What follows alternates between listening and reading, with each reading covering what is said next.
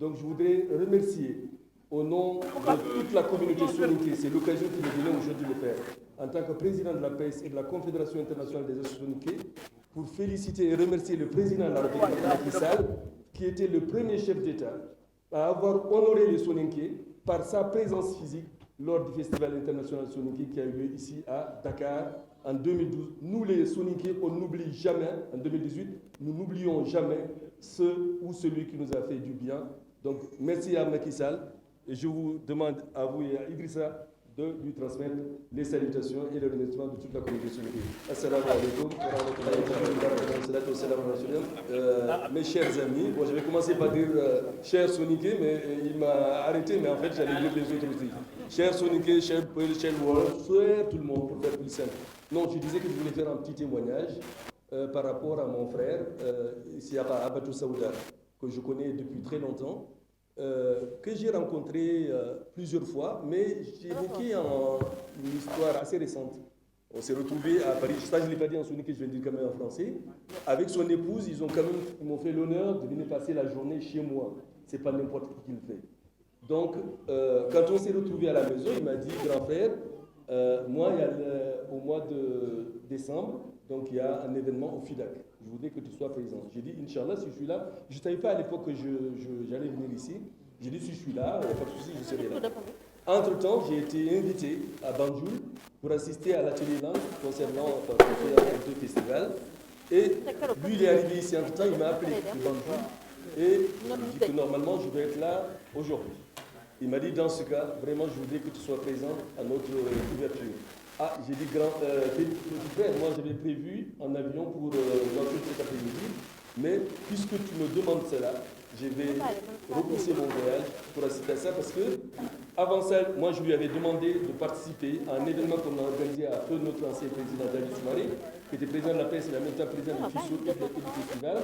auquel Macky Sall a rendu un hommage vibrant de son vivant. Et Dieu merci, c'est pour ça que je ne dirai jamais assez mes remerciements de président à Macky Sall. Pourquoi? Parce qu'à peine il lui a rendu cet hommage que personne ne lui a rendu, quelques mois après il est décédé.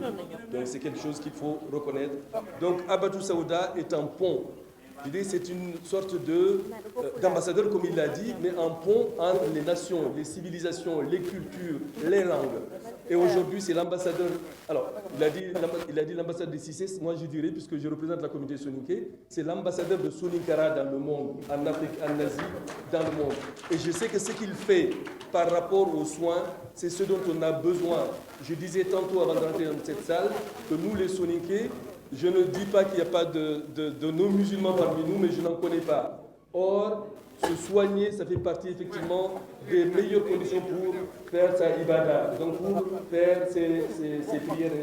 Donc grâce à ça, on pourrait. Donc je vais résumer ici. C'est qu'on le remercie vraiment pour tout ce qu'il fait pour la communauté africaine, mondiale, soninké, pour aussi de nous avoir servi quelque part de rempart vis-à-vis effectivement de tout ce qui passe dans le monde. Et je voudrais le saluer et terminer par saluer le président de la République, Macky Sall, de nous avoir reçus ici en 2018 lors du Festival international soninké, lui qui était le premier chef d'État. Vraiment, je ne le remercierai jamais assez au nom de l'ensemble des soninké, de la PES et de Djadji Soumaré. Assalamu alaikum. Alors, Nissima Soukoni, Mingere Sefo Filis qui fait. Je pense que tout a été dit. Je vais rajouter peut-être 2 ou 3 mots aux différents témoignages qui ont été prélancés précédemment par mes pères, les oustas, mon grand frère, Ousmane Bokar Diagana, et également mon frère, Saliou Keïta, avec lequel on partage beaucoup, au lieu de partager les mêmes convictions, le même combat, la même grande communauté mandingue. On se taquine souvent, c'est mon cousin à plaisanterie. Mais on partage surtout le fait de faire entendre la voix, comme on dit ici, des Lakakat, des petites communautés dans ce Sénégal pluriel. Donc je tenais d'abord à le remercier, à le féliciter pour sa présence, pour le travail extraordinaire qu'il abat au sein du CICES. Hier ou avant-hier, simplement, nous étions ici. Tous les jours, Il inaugure et il est à la tête d'événements extrêmement importants où il reçoit les plus hautes personnalités qu'il peut y avoir, de la première dame, il l'a dit, à l'ensemble des ministres, ambassadeurs, etc. Mais il garde une simplicité, une énergie, une volonté d'accompagner ceux qui se présentent au CICES qui est absolument remarquable. Et à vue d'œil, même, malgré des moyens qui sont réduits, il œuvre à promouvoir le CICES, à lui donner une deuxième vie, une institution qui est emblématique de l'histoire du Sénégal. Donc, merci de le remercier de ma part et de l'applaudir parce qu'il fait un travail absolument remarquable. Merci à tous ceux et celles qui ont parlé au nom, avec la casquette des chefs religieux, avec la casquette de la communauté soninké, pour témoigner de ce que fait Cicero à Botsaouda. J'étais il y a moins d'un mois avec lui en Turquie, on s'est rencontrés dans une foire. Je crois qu'en début d'année, on s'est vu à Dubaï pour confirmer les propos. Donc effectivement, c'est bien un homme du monde entier. Mais ce qui est le plus remarquable, je crois, chez Cicero, tout a été dit, c'est sa bonne humeur.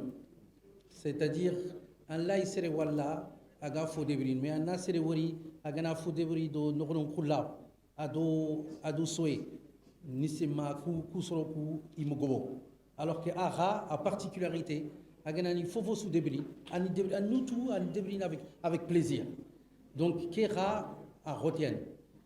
Duna ke retienne. Soninkoku oraitu ira moro retienne. Mais anna fo debri tasu nokosu angana hiri. Ana fo debri dambate anari ani kiteri jiba ana solo dema Kera nu fotenaya. Donc vraiment le féliciter pour son état d'esprit parce que il a un cœur qui se voit dans son visage et surtout avoir comment ça s'appelle, aimer les gens, c'est pas forcément facile. Et je pense qu'on ne peut pas faire ce qu'il fait si tu n'aimes pas les gens. Un lanti qui est devenu un game sur le monde. Donc aga qui est devenu parce que un euro qui roule sur le monde et un koya un devenu. Nous si ma coupe de new milenki qui a témoignage jani anga golle qui est devenu à ma fouille parce que anga kebekama un faux seria kama. Donc on a Tiga, on a Mama, on a Tanda, un Dogolé, on a Talan Durgoto, ou un Palais, on a Golukubekama, Isro et Frampro, on a Batea. Donc le remercier, le féliciter, il fait des belles choses, qu'Allah l'accompagne dans son action et qu'Allah continue à l'élever par rapport à ce qu'il fait pour la communauté soninké et pour l'ensemble de la communauté musulmane et africaine de manière générale. C'est un modèle et que Dieu continue à faire briller son action. Merci beaucoup. Assalamu alaikum wa rahmatullahi wa barakatuhu. Bienvenue chez Cicero Habbatu Sauda. Donc je me présente, je suis Maria Massamassa, responsable du pôle Europe de Cicero Habbatu Sauda. Donc je gère tout ce qui est la gestion du côté Europe, c'est-à-dire la sortie du produit jusqu'à la vente du produit et un retour qualité chez Cicero Habbatu Sauda et tous les témoignages chez Cicero Habbatu Sauda. Donc aujourd'hui, j'aimerais vous parler un peu de qui est Isiara Cicero, qui est Cicero Habbatu Sauda, comment il a débuté dans la médecine prophétique. Donc dans un premier temps, Cicero il était malade lui-même. Donc ses parents ont cherché à le guérir. Puis plus tard, lui-même, quand il a été guéri, il a voulu apporter cette aide à sa communauté. La première communauté qu'il a visitée, c'est la communauté soninké en Gambie. Donc il a été étudié, il a pris ses affaires, il est parti à Dubaï, il a fait ses études, il a cherché qu'est-ce que la médecine prophétique, comment élaborer des produits. On voit aujourd'hui, c'est sur Habbatu Sauda, c'est plus de 100 produits. On a plus de 100 produits avec le logo et la marque Cicero Habbatu Sauda. Dans un premier temps, il a travaillé avec des grandes marques comme Hemani à Dubaï, qui l'ont aidé aujourd'hui à le pousser à arriver à créer sa propre marque Cicero Habbatu Sauda. Chez Cicero, on a 3 produits phares en ce moment, c'est le karité, la pompe et le miel menthe. Le karité, je vais en parler, mais le karité, c'est un produit, comme je dis, à avoir à la maison. On a mal au dos, mal à la tête, mal partout dans le corps, c'est un produit qui va faire des miracles. Pas besoin de prendre le Doliprane. On sait tous aujourd'hui que le Doliprane, tous ces médicaments, c'est des produits chimiques. À force d'en prendre, on s'y habitue et c'est pas bon pour le corps. Donc avec les produits Cicero, on sait que c'est naturel, c'est à base de karité, de miel, on peut le prendre. Il faut savoir que le karité, il est à base de vin, huile essentielle. Il a été coranisé, il y a de l'eau zamzam, donc c'est un produit complètement pur. Donc vous pouvez l'utiliser sur les enfants, sur les adultes. Le spray miracle, lui, il a fait une révolution dans le monde entier. On a eu des témoignages, mais partout. Voilà, le spray miracle a été vendu à plus d'1 million d'exemplaires dans le monde. Mais vraiment, sans mentir, c'est vraiment 1 million d'exemplaires dans le monde. Il a fait ses preuves aujourd'hui. C'est de l'eau Zamzam corallisée avec plusieurs produits secrets chez Sisson Habbal Sauda, parce qu'aujourd'hui, c'est vrai qu'on en trouve un peu partout le spray miracle, mais le spray miracle chez Sisson Habbal Sauda est unique. Donc aussi, c'est un produit à avoir à la maison. Tout ce qui est produit shaitan, vous êtes en dépression, vous avez peur, vous êtes anxieuse, vous êtes tout simplement pas bien dans votre corps, utilisez le spray miracle, vous allez voir la différence. Donc Cicero, vraiment, c'est un jeune Sonic qui a encouragé. Moi, la première, je l'encourage. C'est un jeune Soniqué. Aujourd'hui, quand je vois des jeunes comme moi qui veulent réussir, qui entreprennent, et je les aide. Quand j'ai commencé à faire Cicero, aujourd'hui, on va en Europe, on va proposer des produits. Mariam, l'Europe, c'est un peu compliqué. Aujourd'hui, on voit les preuves en Europe. Cicero est tellement demandé en Europe, je pense qu'on n'arrive même pas aussi demandé. Donc vraiment, je vous souhaite du courage et j'espère que ces produits seront partout dans le monde et que tout le monde vraiment prendront ces produits et vraiment, comme le logo dit, essayez et soyez le juge. C'est vraiment des produits magnifiques. Voilà. Assalamu alaikum wa rahmatullahi wa barakatuh. Sending my greetings to everybody, thanking everybody for being here, being present and actually taking time out. Thanking all of our guests, of course, for being here. We heard all the messages in Sarahale, Wolof, French, etc. And honestly, it's heartwarming. And I'm sure especially for Sister Hugging Caesar here, having to hear everybody say everything that they said about him, and me personally working with him hand in hand every day, wallahi, everything is basically the truth. He is an open person, a welcoming person, and he always has the smile. As you can see right now, he's always smiling. I've been working with him for almost the past 3 years, and it has been blissful. Getting the opportunity to help people, and this opportunity, I cannot resist to thank Sisoho enough. Being, like I said, an open person that he is, and he started this company, this enterprise, as a sick person, basically. So he was sick, his family went everywhere, trying to get treatment for him to get better, but they couldn't find any treatment. And then, mashallah, he decided to look into Habbal Sauda, and he got his treatment. He felt better, so he said, why not start an enterprise, basically, working with the Habbal Sauda products, and alhamdulillah, it's paid off today. He has over 100 employees working all around the world. France, the USA, England, Spain, everywhere. We all see Sisoho everywhere around the world. Right now, he hasn't even been here for the past 4 months. He's been in Barcelona, he's been in Istanbul, he's been everywhere around the world, and of course, looking for better products to help everyone. So Sisoho, we thank you. We thank you for all your efforts. So when we move on to the products, we have over 150 products. And I'm going to start off first by our shea butter, the Sisoho Karité. Amazing. Good for body pains, good for headaches, good for everything that you're basically feeling in your body.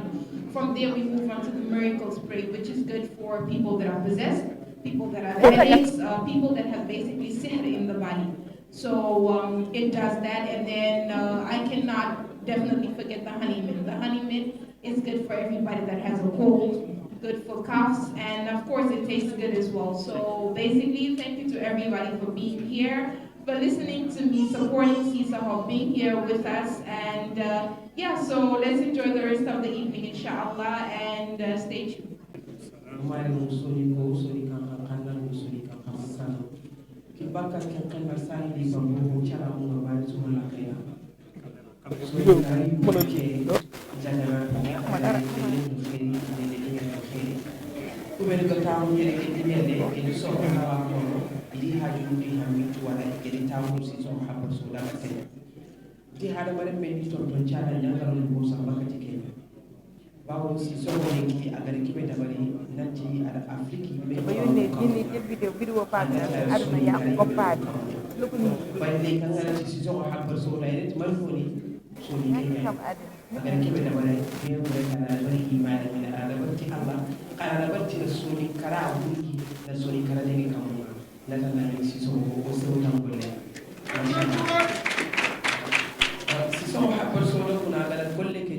man cigagal golle ɓe joppa wante man cigagal golle ɓe bawa wancan an daga jare an kori man wonda jara ne gani habbatu sauda ke gada jara a gara bunada hara a gara hara lenkitunaga ngatu bani suganangal hukita antinan na degenan karanya yau ga nisi so habbatu sauda an daga arabi saudite an daga emira arab ke an daga shin an daga enda daga hara antini tawo noni khati an ta tawo ngene da tele afrique ni an do on ta donc nga jongala gacca ko ray xana jepp na kene ko ñaani ko da jera ko be ko faari Muhammadu alayhi salatu wassalam to xam man moom donc ke ña fay ko la ke ko da bari su ko an ka ci ko wa patenga an na pop ke jangana ko bi do xam na rabbi ma ngara mo li may xam rek dama ko asi so ko ci datte ko da bari yu ko da ko da bari ya hadin na ko le ne agari ya ge na re bawo ganni ga lemne ngara daga xara abi abi mbu lum dem gewro wala fi la ah man gan la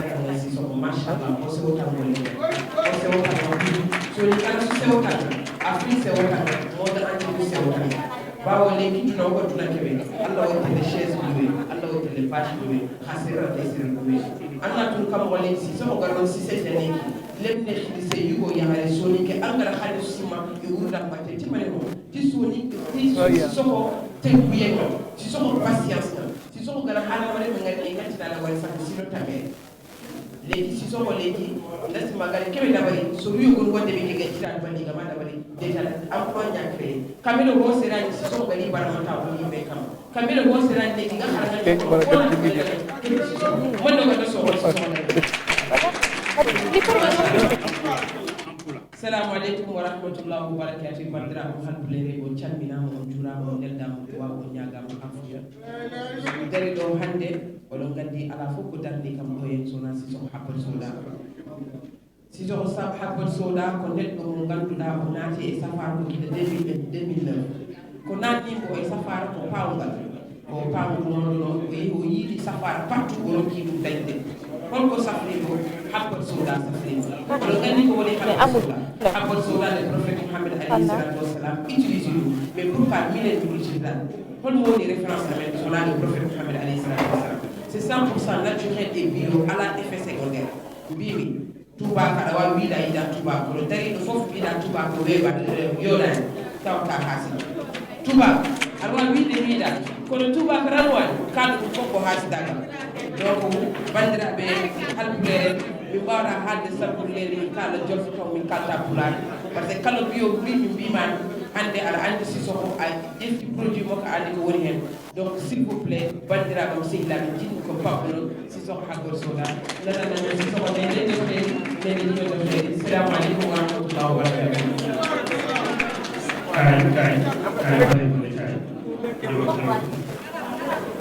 ko dina ah si so ko ya bari fe ko sa so ko kan san dongo li mo bari fe mom da fa xana ko dajé fi lak yeb inshallah soxna ci waxal ñu ci na assalamu alaykum wa rahmatullahi wa barakatuh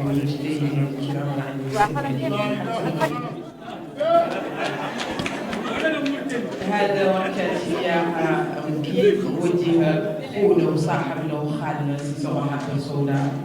ما شاء الله فتبارك الله يداوي بأدوية تحديد اللي يداوي مناتي ياسر يقول الإنسان يداوي بأدوية تقليدية مناتيها أنا بعد هذه نعرف الناس صباحة السوداء لا شيء يداوي بحبس السوداء هو من راسه كان مريض مشي يداوي ما بقى بليده ما مشي بمثل يداوي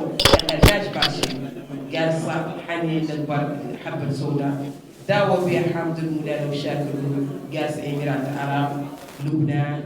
ليبيا ما شاء الله تبارك الله قطر ما خلق بليده ما مشي بمثل يقرا ليش بر جيدات وقال عندي لين مشي بشر افريقيا هذا ما بسمح لي يقول يا قال ما شاء الله فتبارك الله عدل الروايه دي ياسم الناس كان يطلب بعدل وخير ما عدل حتى كان مشى قراج برا شويه يقعد شرط الصاله يقعد هو قاعد على باش شرف افريقيا للزاويه الماتيا محتاج. السلام عليكم ورحمه الله وبركاته. سودان انا فرينا تشوج منا اما ولي كو مسي يري تيغا لامبي يري دومبي دو تو كو نتا تيغا كاجا كامو نو اما كوي سيسو حبل سودا ايري دي بانانا فلو بانا كوفي ايري كو فنا من كرا سبب بي كالي فراكي نو حبل سودا ale te o to gundo la abe bona yi ni ka da jiye bela jeli ka ye ka tla ka nana yi farafina an fe ya no an ga na kana farafina nyana jene ka farafina frakena ka farafina ndum gono la ni afrai ni dodo akala na ro na mutu bayi saka to ni fura ni ye no sabula na fulu mbe utia me anana yi an fe afrika ya no kana an afrika on frakena ye ka habar sauda ka boti bila da keneka fura ba sabon bambolo na bi se ka kuma kan bi o ye ko miraki shubao nejugu dajugu ani dabali ni jina shaytani ni yesi so haba sora ka pontu fiye yela inshallah arabi o tunu ka boida afra flane mu shitulu no ka makunga khati alhamdulillah ni shitulu ni tulaka dimo ila ini tinu betunu ka boda asabane mu miraki menti niyo ta ka so ni mura no bi suguna ikono na fe mu bi ni fugu fura ba bela jele ni toye ni ka bolida siso haba sora ambi fo dante fo limina sabula inna na ngo yere an poisonné la kana ni fure kana dama ambi fura ke ni kala la sere ka fura ke ni ala kira sallallahu alaihi wasallam na de kuma kai sabula an kundo do siso haba sora ene na no ye kana adi an ma afrikiya amba soro an na la koro dia fanta anani bela jele ero fara afrika fara azika an fe ba mali ba abe Sénégal ya no Côte d'Ivoire Burkina Ghana Congo Gabon abi ti Europe ni France États-Unis ambi soro Europe bela jele na sa habar sala ambi fo dante fo na salamu o Cheikh Aboubacar Traoré wo se Sénégal ren sini wo khan dawsi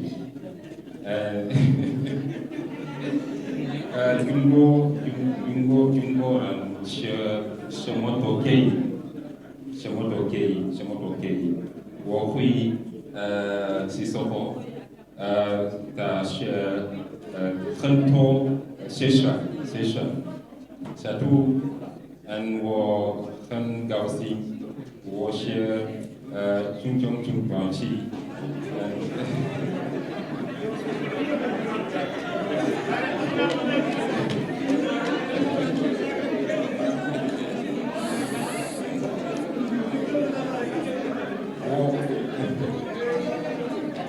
was it one the detail habatu sauda khanha sechan chia habatu sauda se khanha for ishan thank you very much. Alhamdulillah, alhamdulillah, kasiran tayyiban mubarakan fi rabbil. Okay, mbari mandi kolu ani mandi ka kamoy lalu di the demo mun kono mantra praveto because the sisoho habatu sauda la kumagiro la penolto bi bedame français ka pouvoir anglais ka préfère but logically tolla gambian ka kamoto ni la ta fra ma fra lumo bi lumo bale be kering lumo mu yalon ko amanke lumo national international lumo wala lumo mu yalon ko ay global character so adu mol mu benta jam molle mu yalon ko mambo banko ko banko jama bari ko be jumale kam abe siso habari sawdale jumale mu siso habari sawdale e ko ngado mandi fole ko siso habari sawdale ni ko mba fala jumale mawo walo solo ando akuma kan wotente bulu ka mangu jumale mu siso habari sawdale bari si mum fono do mandi mole mo ya lon ko ate be sitirin jara bo bunda jara la bale mati gambia bango kan ayala kol commence yele comme ala kol dari dajele bara manki ala kol dan dajele kudo ka dadi la ram ka danji mole mo ya lon ko ay kata ku jamale ke jarano bundaro iko ni lafta dugudula e kata kata so nga jeko ñu fondi ko siso hakko saudati ala testo kono nga jele ay dugudu sodole ay dakat so mune wo sabu testo damale wo sabu e ko adunta ñim ko do nyaali le kadum ku sabole bala so atela dunya jaralo bundado ate fango lenene sasata ala dindiya wato sasanyin ameta kono bake sayin ya ima jarano katon nin ko ina tema momu gambia noti ya longo katon alin ko ina tema nka gambia la warona la jamfo ka mangudu wala nyama sayin moman soto ndolla bango kam musa ajarano atata fo gana kata jaralo wado munna ate fango tara jaralo ni gana bango kam ala nata manta bengay yaron udol bije manta bengole so mole mumu yaron ko manta bengo be siaring ala ko sayin kabrada dada ji gana doctor wol mantara jarakan conventional medicine wala mu ndolla jamani labango walla nga fo wonna saral la jaral nya woni traditional tanning amanke clienti anu say nga prophetic herbal medicine fana nga fana solole kabrada dada je ala taraki iba jarakan kila sallallahu alaihi wasallam wado munna ay kankularo kay mul kumandi jararo bundala ka ton harba dingo ite keno la badulati ni jato man kendeya ade silol munu kere ka yitandi harma dingol la kafo nale ni silol ta alsi manta sorono akono le jararo bundado ate fana wo silol ta mol bije fa naka kacha wol ka qur'ano karan ate tulo kono wol mol mun ka qur'ano karan ate tulo kono ate fangole qur'ano no wolti so komi nga fa la nyamen dron wado de mol bulu anu siotu mo meta andu tabe fono la bari mole momu ya lon ko alhamdulillah ni momo ya lon ko mantabe la koru ni na benda dron abe jarala ni mantabe la koru na mina ta bendo la assalamu alaikum wa rahmatullahi wa barakatuh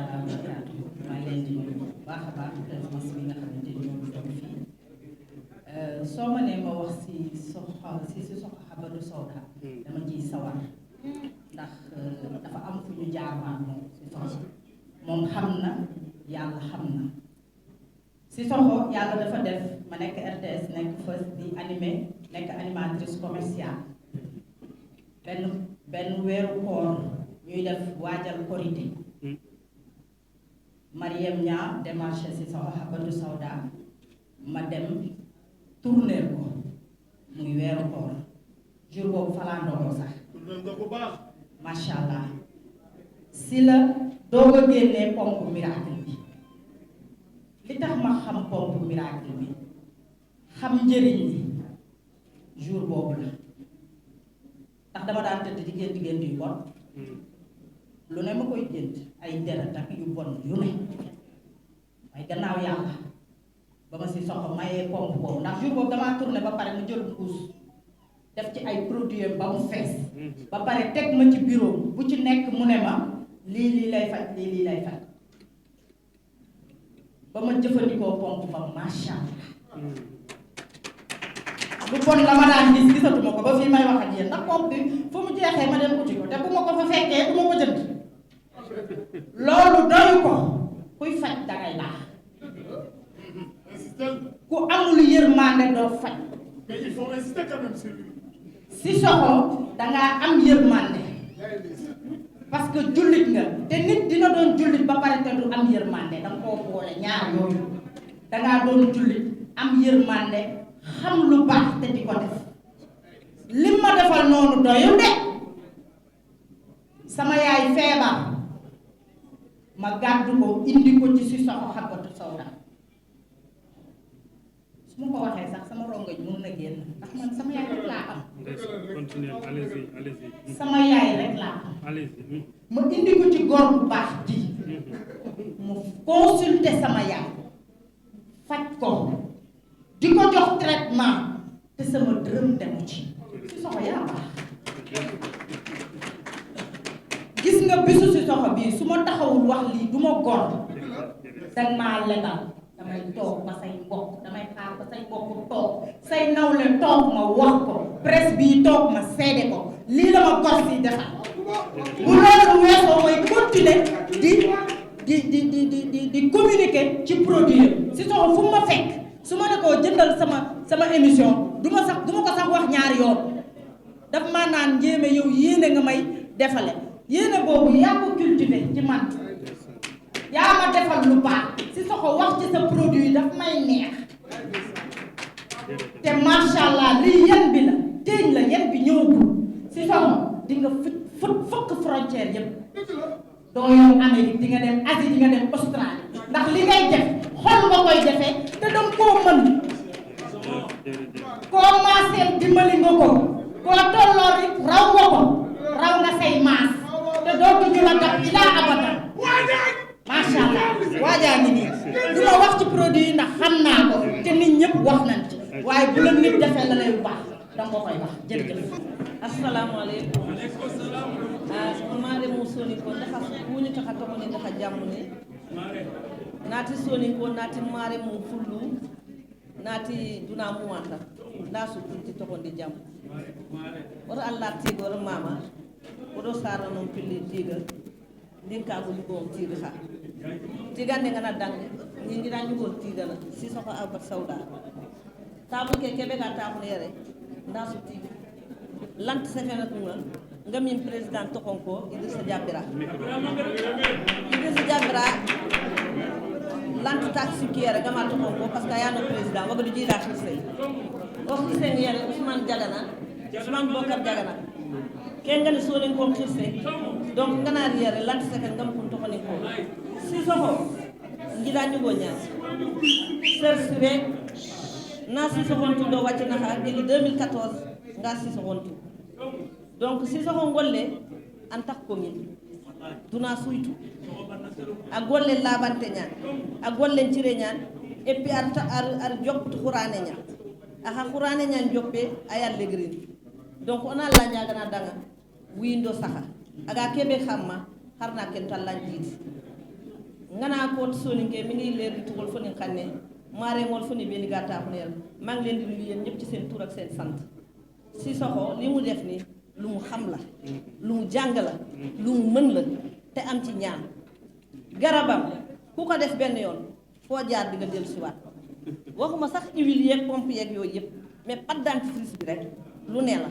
ndax doomu aadama booy jàkkaarloog ay nit di wax ak ñoom sa bëñ dafa war a weex te si soxo yi muy def moom macha allah ku am ngor la nag te am itte ku mu jàpp du la bàyyi 2014 ba léegi bañ ko xamee ba léegi benn façon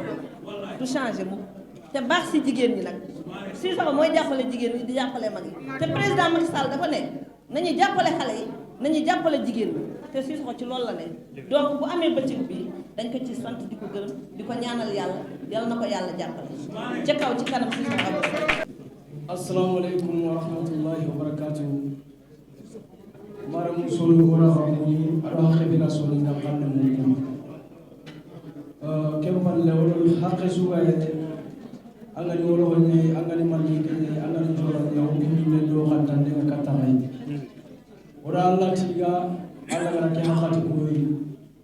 si ko mel no hi ko ngani Allah ko mara kutu andanya na jelle na Allah tiga Allah ga do nyal soni ko mo ga ke bira ko be no ndi oy mara wutu de nyaani ora soni kala sutum kan nyugo ko ni Kenya gani okise nga ita ona ni Usman Jagana ora kuni na koye na titum kan ni gonda kala bambaludi serbe ga jama marna ala ni buluwa ala soni kala ni mara wutu soni kaunga halendi bambalu ke mamene kembiro gari kembera be on daga konno soni gonna ko si so Abat Sauda agolle araji kunda na arsi sien na kenko soni karasuya o ga hibali be konno ngari jamani nan no gon bulla nan jokoro nan duro oto ona barake mundu duna golle suga siro anke ngara kitella di barake gandan ni suwa konna ma shisho Abat Sauda seriani agolli saranon na barake mundu adi saranon na gundo ado bangay ami sumpun to halle ame sumpun do ko halle adi sumpun pasa ka tunaran karasu angana cheki lenki serbe birenga si soko habatu sawra kam agana barne fi sabilillah ti allah kenna ngabare alhamdulillah kenyani ato gero ajamu ngara ha horondo geji horon kara yeti ke watendin to ko asrin ni jangiran de nyimmara khen oga mulana kebe koni sori gonda jangiro gana anga sobari tam yerra bi jaga fi sawran batende anna duro ko tanna daga si so habatu sawra sakata anna ko e nanti si so gonna kyali ke problem o ke munda na kuni bani si so habatu sawra ari atari go be gane kameshine igero wanyana le gina mucine ya gare be gana nyana ni farlandi anno gonya kan kutunu farla ke no gondal nan ta golle sukinya sironandui angana kinya si so habatu sawra anya kaliken Shisho habar saurati serebe trikison nyaganga anytime wange na trikison anyi menya gangana anda ke wari kerula kunu angana ke mo sangara ke anda mo suere anda yo garando trikison ando kunjange bakame na nyille na koni ngadi na nyille na kotondi nandi sa soro kibinto shisho habar saura serebe gara kompie tunano gondi aga benye ngero Kenya marhanda ngiri Gambia na le Senegal na koyi na ndisi so ha sola angara ko sola na musu ala wa ko na tina magawo khana makelo ko ya na tun ndisi so ta ko bani le bisara ga garanga ko no sa ko singa yala na ko no ta mun ki la kendi ora ko na kana fa mun ndisi so ha pa sola andi sa ala na do ki la kai sakosi kulen na sa hari kana angana le siso habar sauna sa hari na angi jena ofisi bo kembe ori na Kenya utuna kana ori kulla kuna ke ko ngai bono na mu kusere ka be sere ko ni ke ta unin kandi misra ba bari abu Gambia ari ati na sa hari na ga ti mo sa hari ta habar sauna ati siso habar sauna ndi siso habar sauna ga ni male ko ko ndi ke siso habar sauna kembe ora hakunyi na kaganda ora dua sisoro na kuna sere tukalo tuara ga tingira su sisoro na mulai dan nabetu inan na andan bibina kendi ora asunyaga asuna dua sisoro habatu saurada agana kamara suronya jara ona Allah jaga Allah dan naik beku sa Allah dan naik beku digalo yogi sabu assalamualaikum alhamdulillah rabbil alamin wassalatu wassalamu ala ashrafil mursalin محمد صلى الله عليه وعلى آله وأصحابه وسلم تسليما كثيرا رب اشرح لي صدري ويسر لي أمري واحلل عقدة من لساني يفقه قولي السلام عليكم ورحمة الله وبركاته وعليكم السلام ورحمة الله وبركاته نماري موسكمني بريبي وقد الله تيغا بسلم بسنن كما كيس دموريغا دغاني نمارن سونين كون سكوني سونين خان خانانو من كسونين خان خان مكو ادو خاني سوكا تابيرا غتي سونين كينغا nga sukuni ni pourquoi nga yope soonin kan xane parce que ni soonin kel lemme ngay ni soonin kel lemme ngay kembane ma wase nda soonin kan xane nya subu toujours on faire niti kena ke koy dina no xondi 40 sunati ni soonin kal lemme ngay ken dangi halle soonin kembane xalleti nga sen xara olo honundi ngi do ke be ka taxun kundu ndo ko suñi me kama fas touré abokar fay hen karakay almami xore ngin karanga nkallu ngora imam abokar drame bes wat no tike debe no gondi yere serebe kadin paba won kina paba kan serebe ndaga mi mukuna ko tarim paba sarante ke mekin ablay bay o duwana da arna sahakin khrisake adin koy dunay adin daro adin mutu kamundi me gonti ablay ba est ce que andan duwana ki anda so kin si so aba sawda haral lem koy gonu immi yang koto si sogo yang koto kunga lenki man da ken sabu ay ken petide alla ga da kebe nya ko kudangani ablay baba ne re mete ko yi khirsen sure mengen ko yi sir suga duna no gon lenki ikunda ablay ba khalle kiatu mpa ban abdulaziz touré fas touré adin kharam khura din mara len ko taki ngana sikino kusui min kapalle mun ngayri ga sikin se jana nanti Abdulaziz Touré lengi ko taki are mun ngana kura hibe ngina ko na walla ni ndigan xanne ke wutwa ho ma ken sabu xanu inde ken sabu ngara mo ko bana hire ustaz en payta ko ngara ngayre dara min ngada ki grindi haju nga xirse xore ngeen adi haju suwara xanu ngeen ke sabu ku suwa duwan ke dangani jaganam pay keni lewati nim pa bani ngidani ngada khidadi hajum to xono lisa jabbira nda haare ko na wuri ay haju ngabe ñe as to xono kesu ni xanwe ñay ku ngada tele ngi ya i khatele ngi nga ngada sembente lankita ngana jiri ki nga ahmasi so hakin adi ngara mi ngara ni xibare ngi wurndu kiye tara wala pay ta ko ni karanga ku suway ke mo way balas na bari hay ta ko mpa basi be hay ta ko yere Abdulaziz Thiam hay ta alak mal geng hakin no ko su xara fas Touré ñaxaron kun tanga kun no keta kun pay ta ko har nga masere to ko xana wari xadru ko to buru mbokki ma leen ni bu baax ngeen baal ma li tax ma lak saraxule man doomi saraxule la namp waate nekkuma doomi saraxule rek doomi ñépp la ndax mu jóge si olof yi da ngay yaakaar ne man olof la sama pap bi nga xam ne ma yar monsieur Abdulaziz Touré maa ngi ko ñaanal bu baax yàlla na ko yàlla may guddi fan ak wér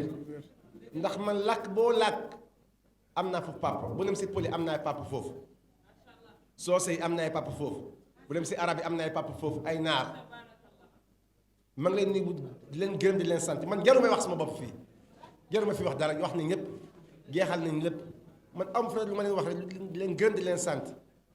Aboubacar mu ngi fii fajkat la Aboubacar ñaa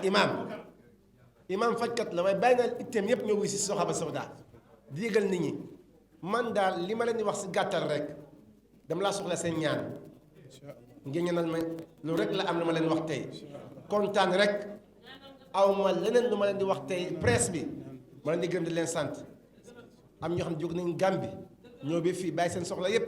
mu leen nga wax tey si soxo 1 heure de temps la wax waaye def na 4 heures de temps nañ bàyyi ñu dem waaye bàyyi man tamit ma leen dénk sama bopp ndax li may def ni xale laa xale bu ndaw laa bu ma commencé liggéey bi amoon 25 ans sax ñi ñëw si man di ñëw faju si dañ ma daan wax ne ana kilifa bi soxla wuñu la ñëw pusal fa man kilifa bi daa soxla bu ne bés bi ñu ko kii kilifa bi mu ngi si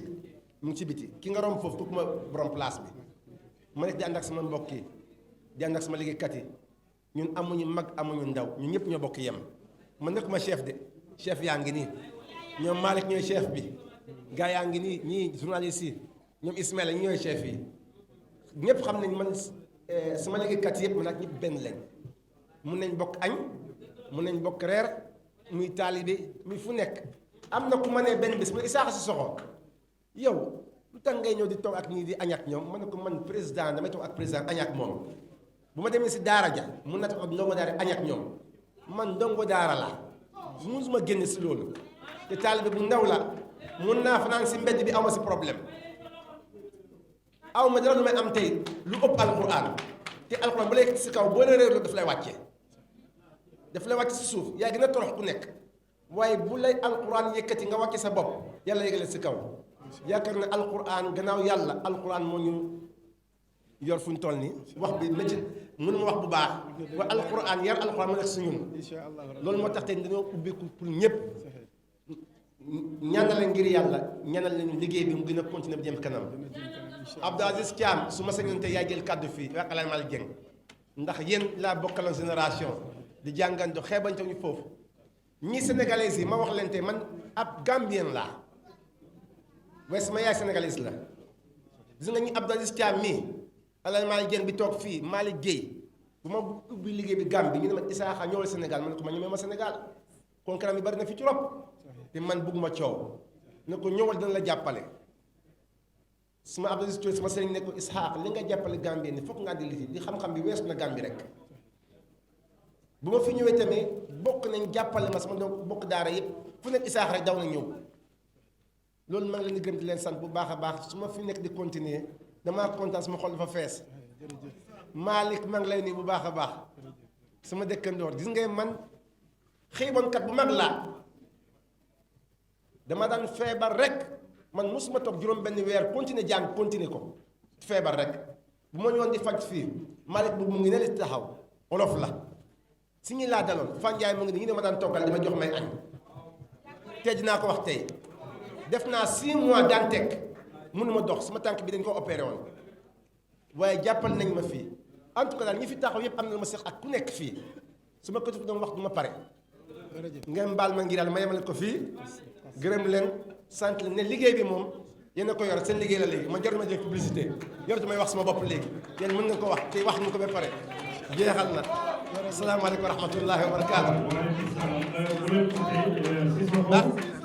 asalaamaaleykum baal leen ma ngir yàlla baal leen ma ngir yàlla